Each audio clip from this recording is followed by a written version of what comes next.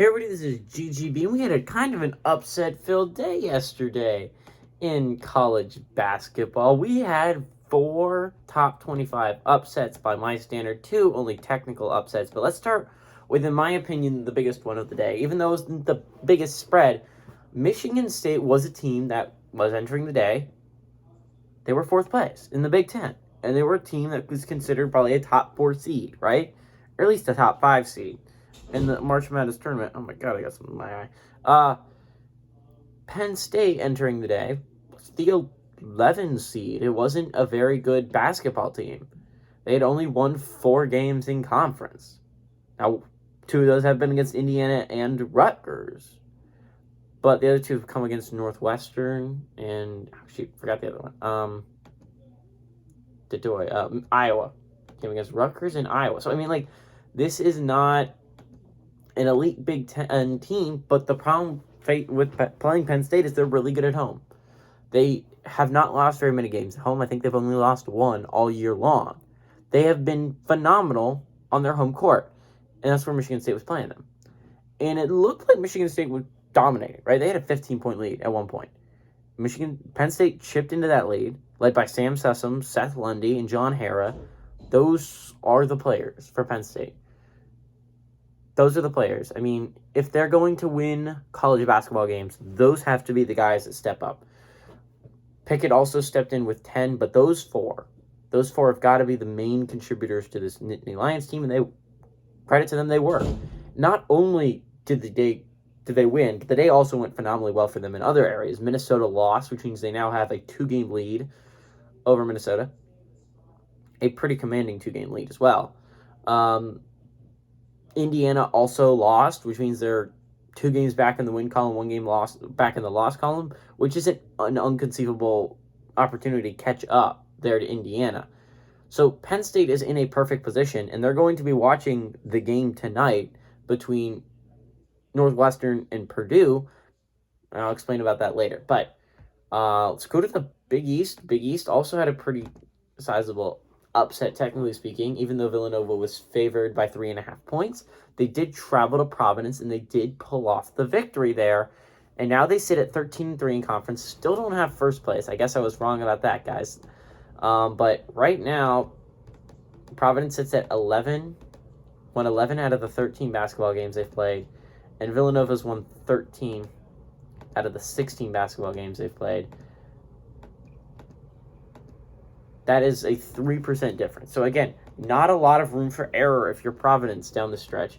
And Providence has a not horrible schedule until March the 1st. March the 1st game against Villanova will likely determine the conference. But they play Butler on Sunday, play Xavier on Wednesday, they play Creighton on Saturday, and then Tuesday, March the 1st, the Providence plays Villanova, and that's a game that will likely determine the Big East right there. And so circle that one on your calendars, guys. It's going to be a shootout.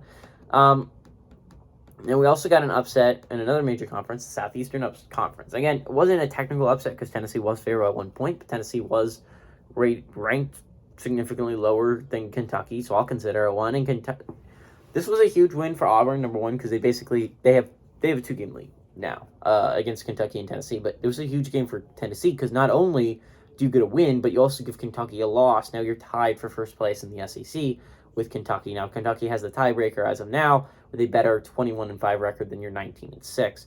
So that's disappointing if you're Tennessee, but you've put it into a position where you need a tiebreaker to break it. So at least interesting there.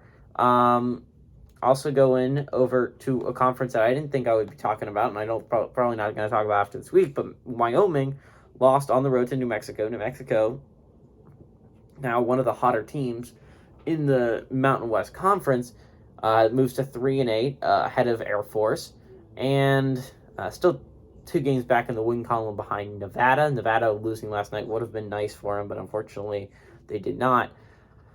But that was a pretty significant win for New Mexico and a huge loss for Wyoming. Wyoming is now tied for first place in the Mountain West with Boise State. Huge win for the way by Boise State. Boise State. Boise State was definitely watching this game and thinking, yes, let's go. New Mexico pulls out a big victory that gives the Broncos a tie for first place. Now, technically speaking, if the season ends today, which season ends soon, There's only about 2 more weeks of basketball, guys. So I hope you enjoy it while it lasts. Boise State wouldn't get the 1 seed. It would be Wyoming. Wyoming has a better overall record, so they would have the tiebreaker in that regard. But at least it's close enough for you if you're Boise State. Boise State has the schedule down the stretch. They don't have the toughest one. They do play Colorado State and San Diego State down the stretch. Only one of those is on the road, though, and they do get Air Force on the road. Utah State's not a terribly difficult team. UNLV hasn't been playing that well, and neither has Nevada. So, I mean, if Boise State was going to ever win the Mountain West, this would be the year to do so. But let's go over the basketball games we have for today, and we have a good amount of them. We have 7 basketball games. Let's start with the Big Ten. Big Ten has 2 going on, so let's go over them. 6 o'clock, we have number 12, Illinois, which is 18-6, traveling to Rutgers, which is at 15-9. Illinois favored by 4 points on the Big Ten Network. 8 o'clock, we have number 5, Purdue, which is at 22-4, traveling to Northwestern, which is at 12-11. Purdue favored by 5 points on the Big Ten Network. So let's start with Illinois. Illinois, obviously, with a win, would move to first place in conference. But with a loss, could fall to 11-4. And depending on what happens in the Purdue game. Now, let's talk about Purdue for a little bit. Purdue, if they win this game and Illinois loses, they would move to 12-4. Illinois would be at 11-4 in a tie for second place with Wisconsin. Now, if Purdue wins that game, they have first place in the Big Ten. On the other side of things, if Purdue loses this game, they fall to 11-5. That would still be better than Ohio State's 9-4, but not by a whole lot. So Wisconsin would move into. So if you're looking at Wisconsin's a huge fan of Northwestern tonight and a huge fan of Rutgers. If Rutgers and Northwestern both pull off the upsets, Wisconsin would be in a tie for first place with Illinois. So big games for both these, for the Badgers. If you're watching, I would watch both of them because they're both huge for you down the stretch. Rutgers with a win can move to 10-5. Right now, by the way, Michigan State's loss last night was hugely helpful for the Rutgers Scarlet Knights. A Rutgers win can move them to 10-5. I still don't believe that's better than Ohio State's 9-4. They would have won 9 out of 13 basketball games. I'd say 69% record. Rutgers with the win would move to 10-5. That would be a 66. So yes, still not better, but if you're Rutgers, you would move into 5th place and very close to taking 4th place. And remember, 4th place is the coveted spot because you get that 2-day bye. So huge if you want to make the play. If you want to make a run in the Big Ten tournament, you really need that 4 is the very least you need to get. So big game here for Rutgers. Rutgers with a loss would fall to 9-6.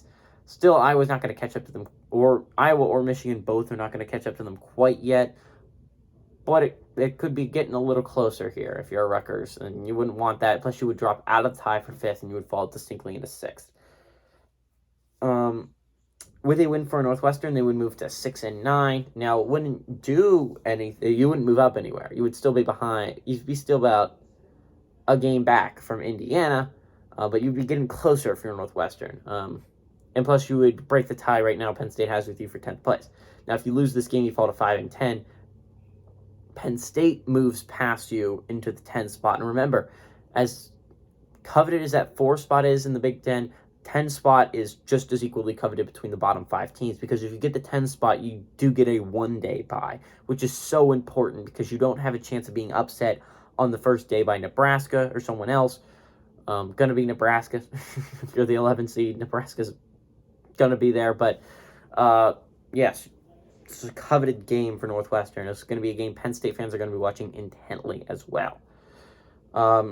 Moving on to the SEC, we got Mississippi State traveling to number 25, Alabama, and at 8 o'clock, Vanderbilt, which sits at 13-11, traveling to number 2, Auburn, which is at 23-2. Auburn favored by 13.5 points on the SEC network. By the way, Alabama favored by 6 points on ESPN2.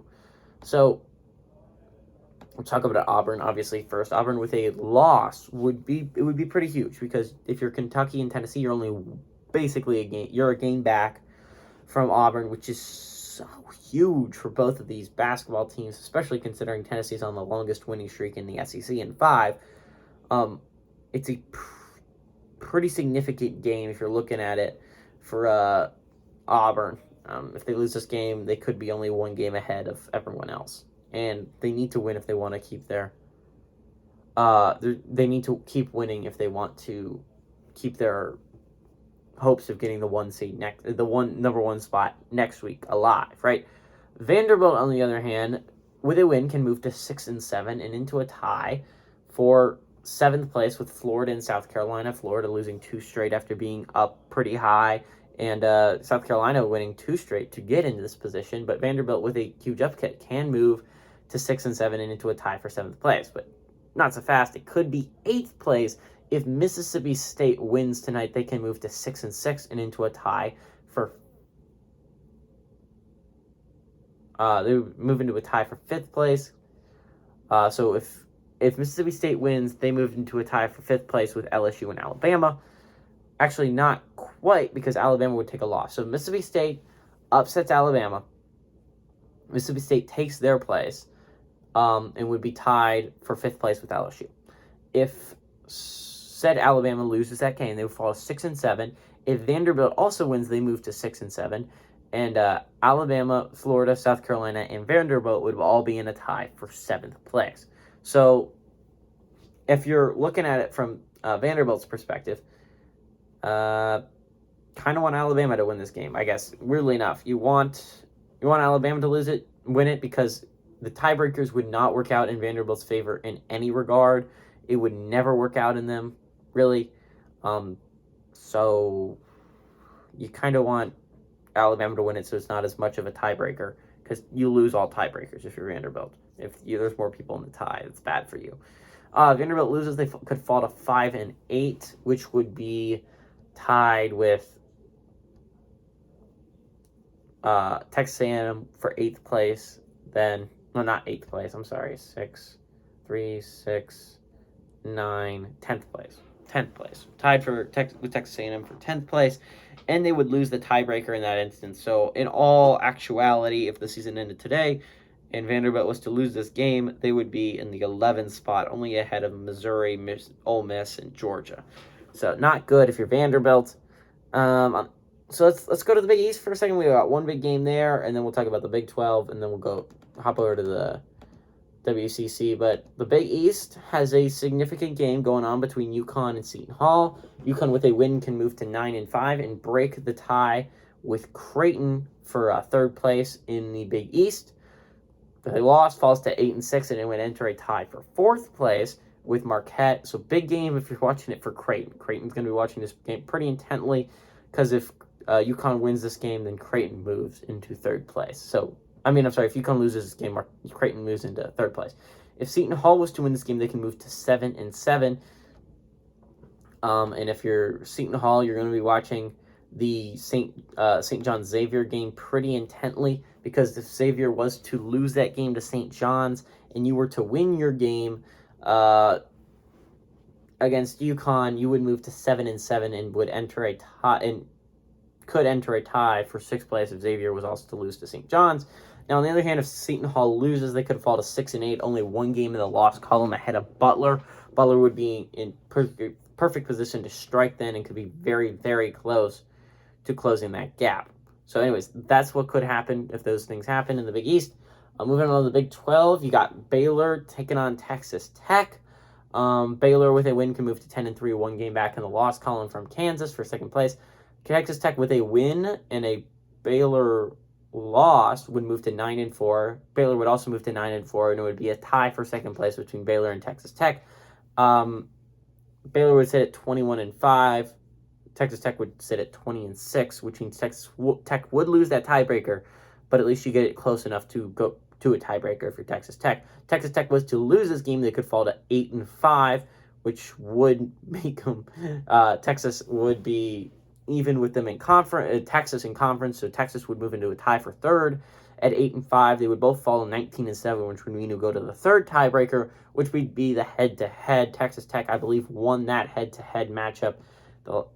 If I remember correctly, I don't think they've played. Other than that, they play on Saturday to see if that head-to-head will stand up in Texas Tech's favor. But yeah, if it goes to a tiebreaker, Texas loses it because of the head-to-head, which is the 3rd tiebreaker, which is pretty impressive that we're getting to that point. But Yeah, Texas would enter a technical tie for third place with Texas Tech if Texas was to lose this. Texas Tech was to lose this basketball game. Anyways, that's what's going on in the Big 12. Moving on to the WCC at 10 o'clock, we have number 1 Gonzaga, which is at 21-2, traveling to Pepperdine, which is at 7-20. Gonzaga favored 29.5 points on ESPN2. I would bet a whole bunch of my money that Gonzaga wins this basketball game, but we got to go over the situations if they do lose it. Basically, nothing happens. If they lose this game, obviously you'll probably lose the number 1 spot because you lost to Pepperdine, but you're still 2 games ahead of the closest team, which is St. Mary's. Pepperdine with a win moves to 2-11. Still get 2 games back in the loss column from LMU. Even if LMU does play today, which they don't, they play tomorrow against Santa Clara. Even if they were to lose this game, there's still 1 game in the loss column ahead of Pepperdine. So it doesn't really matter all that much. Although Pepperdine would love to actually win a basketball game. It hasn't been that long. They've lost the last 2 games, but they did win last 2 Saturdays ago against Pacific. But Pepperdine has not played. They almost beat BYU last Saturday, but I don't know. This is Pepperdine school that has not been playing well ever since they lost Ross, and it's just not been going well this season. Who do I think is going to pull off the upset? I'm going to go with a little bit of a sneaker. I could go with Texas Tech. I feel like Texas Tech is the smart choice. I'm not a smart man. I said at 1.5 points, so I feel like taking a risk. I'm going to take Rutgers over Illinois. I know it's not the biggest risk. Again, it's the second smallest spread of the day. But Rutgers has been playing so phenomenally well. This is their 4th ranked team in a row, and I know what you're thinking. That might cause for a little bit of a letdown. They have played 3 straight really tough teams in a row, and they've won against all of them. But this is a game Rutgers I feel like they need to have, and I feel like they know they need to have, and I feel like this would be another huge chip on the shoulder of Rutgers and Steve Pikiell. I feel like they're going to pull it out. So everybody, this is GGB saying adios amigos, and go Scarlet Knights.